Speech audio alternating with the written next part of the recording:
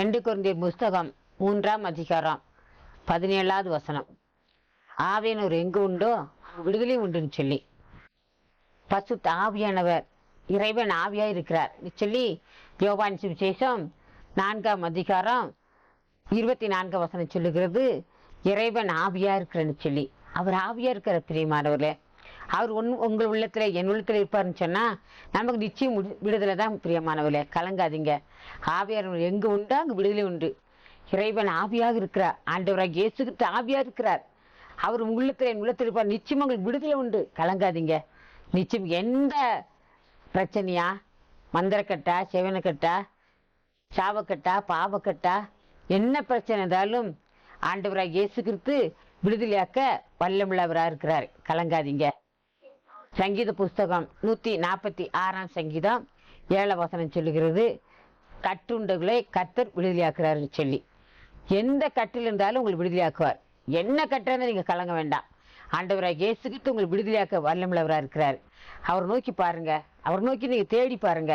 நிச்சயமா விடுதலையாக்குவார். ஐயோ, எனக்கு எப்ப பார்த்தாலும் மந்திரம் செய்து கொண்டே இருக்கிறாங்களே, என் குடும்பத்துல எப்ப பார்த்தாலும் பிரச்சனையும் போராட்டமா இருக்குதே, என் குடும்பத்துல கண்ணீர் வேதனையா இருக்குதே, மந்திரம் தானே எங்களுக்கு ரொம்ப செய்யறாங்கன்னு சொல்லி கலங்குறீங்களா? நீங்க கலங்க வேண்டிய அவசியமே இல்லை. கட்டுண்டவர்களே கர்த்தர் விடுதலையாக்குறேன்னு சொல்லி கர்த்தருடைய வேதம் சொல்லுகிறது. உங்கள் கட்டில் அவருக்கு அவர் வல்லவரா இருக்கார். பெரியமானவர்களை கலங்காதீங்க. உங்கள் கட்டில் எப்படிப்பட்ட கட்டா இருந்தாலும் விடுதலையாக்க அவரால் வல்லமை உண்டு. நான் அவர் தான் வானத்திலும் பூமியும் சகல அதிகாரம் ஒரு குண்டு. கலங்காதீங்க. உங்க கண்ணீர் துடைச்சிக்கோங்க. இயேசுவை நோக்கி பாருங்க. நிச்சயமா உங்களுக்கு விடுதலை உண்டு. சங்கீதக்காரன் சொல்கிறார், 116ஆம் சங்கீதம் 3ஆம் வசனம், மரண கட்டுகள் என்னை சுற்றி கொண்டதுன்னு சொல்லி. வியாதியா? வியாதி நாளை கஷ்டப்படும்போது டாக்டர் உங்களுக்கு கைவிட்டாரா? மரண கட்டுகளை சுற்றி கொண்டதா? ஐயோ, எங்களுக்கு மரணத்தை தவிர வேறு வழியே இல்லைன்னு சொல்லி கலங்குறீங்களா? ஆண்டவரை இயேசு கிறிஸ்துவை நோக்கி கூப்பிடுங்க. அவர் நிச்சயம் விடுதலையாக்குவார். அவருக்கு வானத்தில் பூமியில் சகலாதே ஒருத்தர் உண்டு. அவரால் கூட அந்த காரியம் ஒண்ணுமே இல்லை.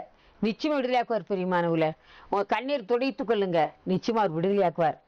அதே சங்கீதம் 116:16 சொல்லுறார், என் கட்டில் அவிழ்த்து விட்டீர்னு சொல்லி. அவர் கட்டில் அவிழ்க்கிற தேவன். மரண கட்டாஇருந்தாலும் சரி, சாவ கட்டாஇருந்தாலும் சரி, நிச்சயமா விடுதலையாக்க முடியும்.